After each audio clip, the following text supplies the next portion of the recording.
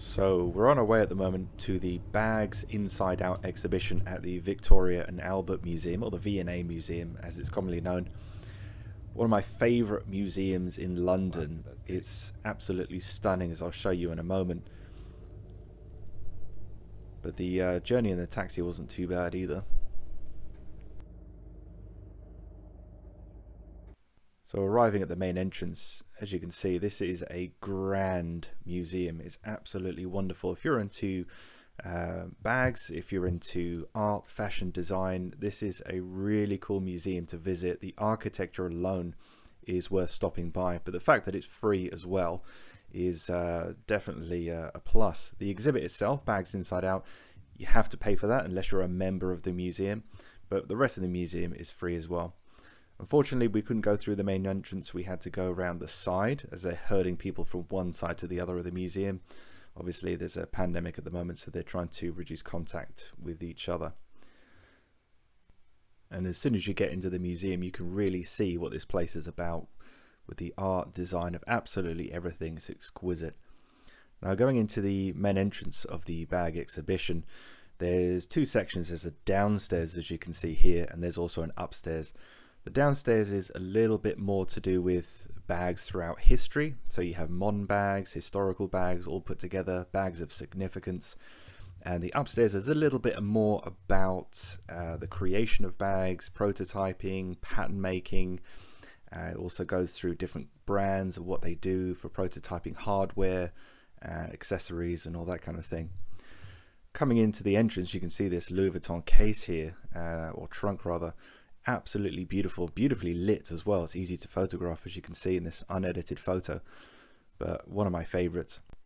Moving on to this stunning little attache case in red here. This was owned by the actress Vivien Leigh, who's probably best known for the film Gone with the Wind, which you've most likely heard of. She used this attache case on set, and she used to carry it around with her because she liked to correspond with fans who wrote letters to her. She'd write back to them, and that's what she used this case for mostly. Now it looks here that this red leather is goatskin. It's a smooth goatskin skiver, the kind of goatskin that you'd probably see used on bookbinding these days, but it was beautifully done. The craftsmanship on this is stunning, so it was a treat to see it. Another amazing find was right next to it, and this is Sir Winston Churchill's dispatch box. So very famous in Britain. You'll probably know what the dispatch box is. This looks to be a boarded leather of some kind. I would say, again, probably goatskin, and very, very thin goatskin, because you can see from where it's worn away in the corners and some areas there that the wood shows through very quickly. So it's probably a very, very thin split goatskin that's been hand boarded, that's gone over a wooden frame with a lock on the front. Again, beautiful craftsmanship. I really like this one, and obviously very, very significant historically. Now, this next photo that's coming up is going to be a treat for any of you aspiring bag makers out there, because it's none other than the original Jane Birkin handbag. This was the Birkin handbag made by Hermes, which was owned by Jane Birkin. And in fact, you can still see some of the adhesive from the stickers that she put on there when she traveled. Really, really cool to see this, and quite significant in leathercraft. Interestingly enough, you may notice that at the top of the bag, so that top seam there, you have some hardware where you can actually attach a shoulder strap, something that you don't see in the modern Birkin. I think that's a really cool design element, which sadly is gone. So I don't know why the modern ones don't do that, but it's really cool to see the original one having that feature. Now, no status and identity exhibit section is complete without the Kelly bag by Hermes.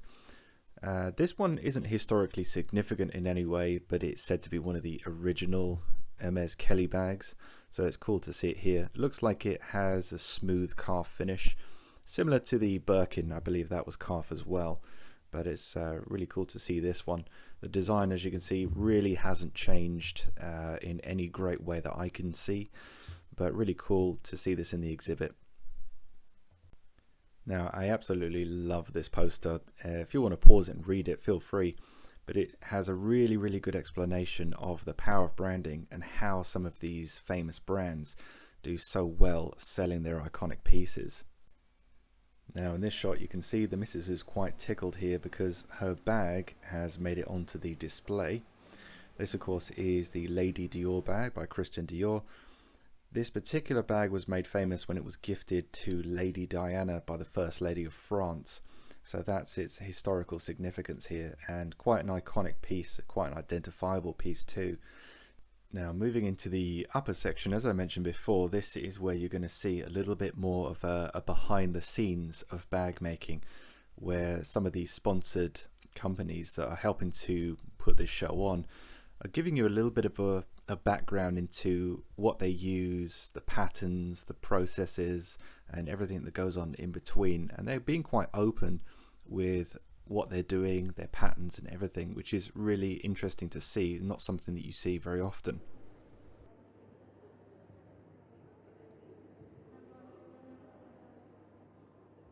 Some of the bags inside our exhibition in London today at the V&A Museum. So it's an exhibition all about bags throughout history, modern bags, bags from hundreds of years ago. Really, really interesting. Got some tools here, which are pretty cool. Switch you guys around. So on this exhibition, some of these you'll recognize actually. So I've seen that on AliExpress before. Osborne. This is Solingen knife. Got that one actually in the workshop. Looks like Wouter thread. So I'm recognizing some of these tools. Some hole punches, rollers. I think they're AliExpress specials as well. Definitely not historical, but very interesting all the same. I think that's Wouter as well. I've seen. I could be wrong. Interesting.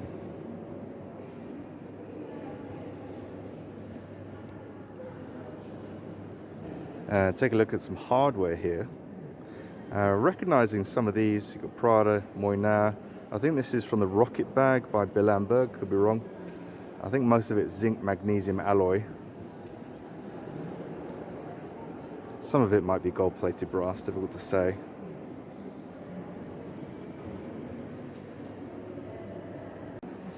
So this looks like one of Mulberry's hides here, which we've obviously had some leather removed, worked around some imperfections, some dyes.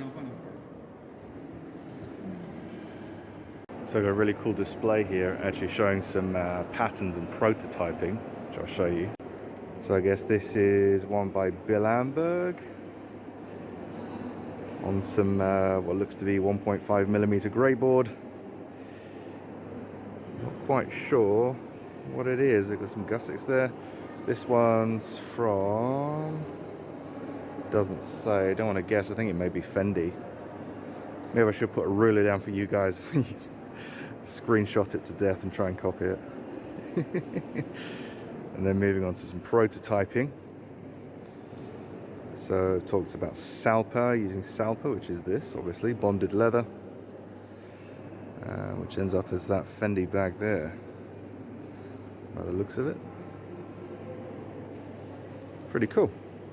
So this is an absolute paradise. If you love pattern making and finding out the history of design and creating handbags and travel bags, this is an absolute dream come true. Also on display is some sketchbooks from famous brands where they're showing you original sketches from some of their more famous pieces, and some books talking about the measurements of various bags from brands here such as Cartier. And these patterns from Prada, which are hanging up here, these are really interesting, and it gives you a little bit of a behind the scenes to their pattern making, which looks very, very intricate. Talking of intricate, this bag here, I can't remember who makes it, but just the sheer number of gussets on it just makes my head hurt. So bravo to whoever came up with that design and created it. Now this one here is by Moynat, which is a French company that produces leather goods. They're one of the oldest, if not the oldest, of the famous French brands in leather goods. Now this particular bag is the pyramid bag, and it's an absolute masterclass in hand stitching. The pyramid shape, the mitered corners, the beautiful work that goes into this. The design itself is actually inspired by the pyramids of Egypt, which is very interesting, but there's nothing quite like this bag out there, and I really like the design and the craftsmanship that goes into it. Moynat are really underrated in my opinion. Some of their stuff definitely exceeds Vuitton, but that's my own personal opinion. But this is an absolutely iconic piece and one of my favorites in the exhibition. Now this is a wonderful piece by Finnegans of New Bond Street. I'd say they're my favorite overall, my favorite English brand of all time. They're a luxury brand, or they were a luxury brand, and they made all sorts of things from trunks, cases, handbags, and eventually even jewelry and timepieces. They're a very old brand from the 1830s, and unfortunately they no longer exist as of the late 80s, unfortunately. But they made some of the finest English leather goods of all time. And this piece, I'm not sure what the date is. I would say it's obviously the Art Deco period, judging by its styling. A little out of place today, but I really love the design with that beautiful top frame. I wouldn't be surprised if that was sterling silver. And the skin looks to be goat skin, a green, forest green goat skin with a heavy grain, which is accented quite nicely with that twisted leather in the center. Really great to see. You very rarely see anything by Finnegans these days, but this piece is probably one of my favorites in the exhibition. I do have a lot of favorites, but there's a lot to choose from. Now this is another iconic piece. If you've been watching the Leathercraft Masterclass and engaged in the courses, you'll know this as the de Havilland travel bag. This is my bag, the one I created for the course of the same name. This was placed on display momentarily, much to the amusement of some of the staff there, but at least I can say my bag was on display at the Victoria and Albert Museum, albeit for a few seconds. Now if you do end up coming to this museum, take a trip to the courtyard and get yourself the carrot cake with pistachio. I highly recommend it. And taking a look around the museum, this place is so much more than the exhibitions that they put on.